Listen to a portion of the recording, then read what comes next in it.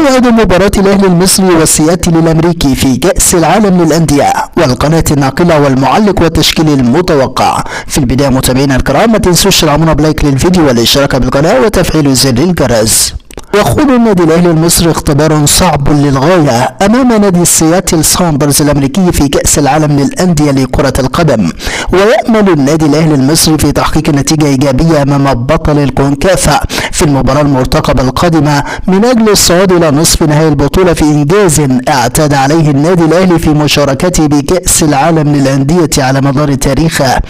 ويسعى الأهلي المصري لإسعاد جماهيره في المباراة القادمة، والتي تعد من أصعب مواجهات الأهلي في كأس العالم للأندية على مدار تاريخه، رغم أن نادي سياتل ساوندرز الأمريكي هو المشاركة الأولى له في كأس العالم للأندية، إلا أنه يمتلك قوام فريق قوي حسب آراء المحللين.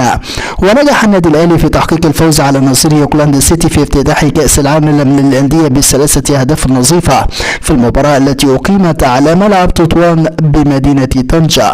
بينما يأمل نادي سياتل ساوندرز في الظهور القوي له، خصوصا وأنها المشاركة الأولى له في مونديال الأندية، إلا أن من ناحية أخرى يأمل في مواجهة ريال مدريد، وهي المواجهة الأصعب، لكن الجميع يتمناها بحسب حجم وقيمة النادي الملكي في العالم. أما عن موعد المباراة، موعد مباراة الأهلي وسياتل ساوندرز الأمريكي في كأس العالم للأندية هو اليوم السبت الموافق 4 فبراير 2023، وسيقام اللقاء على ملعب استاد طنجة، وستنطلق صافرة بداية المباراة في تمام الساعة 6 مساء بتوقيت الجزائر والمغرب وتونس، 7 مساء بتوقيت مصر وفلسطين والأردن وسوريا والسودان ولبنان وليبيا، 8 مساء بتوقيت السعودية والعراق والكويت وقطر والبحرين واليمن،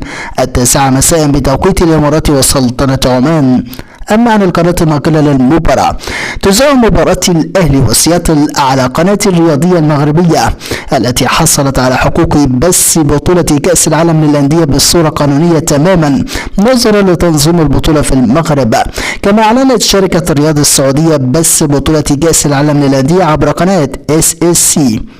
أما عن معلق المباراة، سيتولى مهمة التعليق على أحداث المباراة المعلق السعودي الكبير عيسى الحربين. أما عن تشكيل الأهلي المتوقع أمام سياتل، فمن المتوقع أن يبدأ المدرب السويسري مارسيل كورال المباراة بالتشكيل التالي: